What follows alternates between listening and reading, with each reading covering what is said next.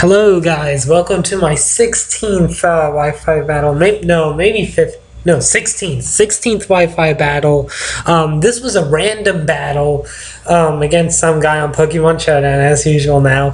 But it was a random battle, which means that I didn't choose any of the Pokemon I used. He didn't choose any of the Pokemon. The Pokemon were randomly selected from random levels, and all that.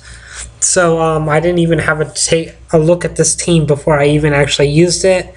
I hope most of you are familiar with that, but it was a really, really close battle, and it was really good. And right now it's past midnight, and I was about to go to sleep, but I was like, okay, one more battle. And this battle was really good, and so I decided I have to record it and I have to talk about it now, but I probably won't upload it later today since it's already past midnight. I guess it's on the same day, but I probably won't upload this until later today. But anyway, not too many views on my channel, not too many people that watch, but this is a really good battle, and I just have to show whoever watches. Okay, let's go ahead and get this started. So I lead out with my Patrat, or this thing. I don't really have control of which Pokemon goes out first, neither does my opponent. So seeing that he has a Porygon, I know that he's going to Thunder Wave, Toxic, or do something against me that I don't want to happen. I know I don't really think that he's going to attack me right off the bat. So I was right. I go for the sub. I avoid getting toxic, and I go for the Super Fang because I know these Porygons are usually bulky, and I just wanted to get as much damage as I possibly could. So at 51, I go for the return. No, I go for the substitute now just in case he wants to go for the toxic again. He goes for the Ice Beam, which shows that he's probably just going to keep attacking me. So just playing it safe here, that's what I'm doing. I go for the return and I get a crit. I think that probably did matter, that crit. I may be wrong. Yeah, I may be wrong. It might have mattered, but anyway, he goes into Scrogginst. I predict the fighting type move, so that's why I go to my Shaman. And he goes for the fake out, which is okay for me. I think if he used a fighting type move, it would have done the same damage anyway. So anyway, he goes for the Sucker Punch here. Of course, I'm going to go for that Air Slash, and not enough to take him out, but still does quite a bit of damage. And of course he's just going to Sucker Punch me again, and I'm just going to go for the Air Slash, and I mean the Hidden Power. I go for the Hidden Power because it's 100% accurate, and I just didn't want to miss with Air Slash, and just in case he does switch, but I just felt like he wouldn't switch at all. So he goes on to Flaffy, and I just go for the substitute, seeing as this thing probably has electric type moves. And I forgot that I'm Bart Flying type and that I can resist it, but he doesn't attack me right off the bat. And he goes for the Light Screen, which is kind of scary because now look how little my Air Slash is doing. I do have the Seed Flare on this, but it's not really that accurate. So he uses the Discharge on me, and I want to save my Shaman for later, so I go ahead and I switch out into Crawdilly. So he goes for the Discharge again. I don't get paralyzed or anything. Does minimum damage against me. Recover with leftovers, so I have plenty of health. He goes for the Toxic now, and that's kind of bad to have your wall toxic. But I counter back with an Earthquake, and not quite enough to take it out, but a second Earthquake will do. See, he goes for the Reflect right before he dies. He goes for the Reflect. So, I'm not sure if he was holding the Light Clay or not. I don't really think so. But anyway, I am able to take it down, and I still have all 6 of my Pokemon, and he has 3, but this is where it gets dangerous.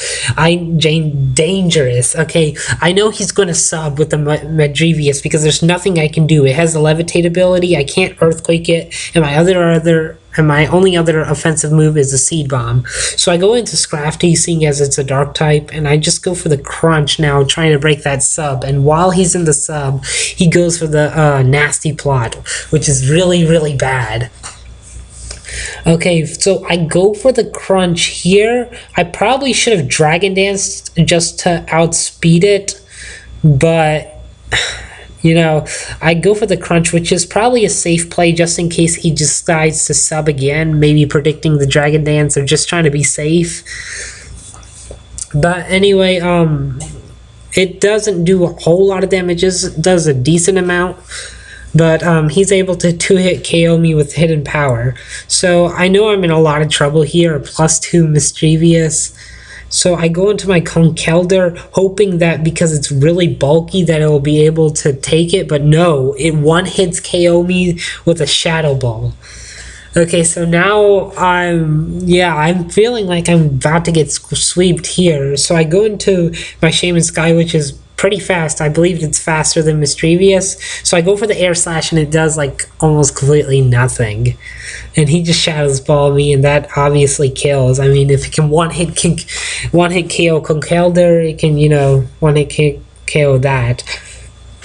So now I go to my next bulkiest pokes, just praying that it'll be able to take whatever Mischievous does. And Mischievous goes for the Hidden Power, probably Ice, and it's super effective, and I get a crit on my Stone Edge. I think that probably mattered, seeing as this is a more bulky type of poke than offensive, and that crit really mattered. Had I not gotten a crit, I probably would have got swept right there. But still, the battle's pretty close. I got 3 Pokemon, he has 2.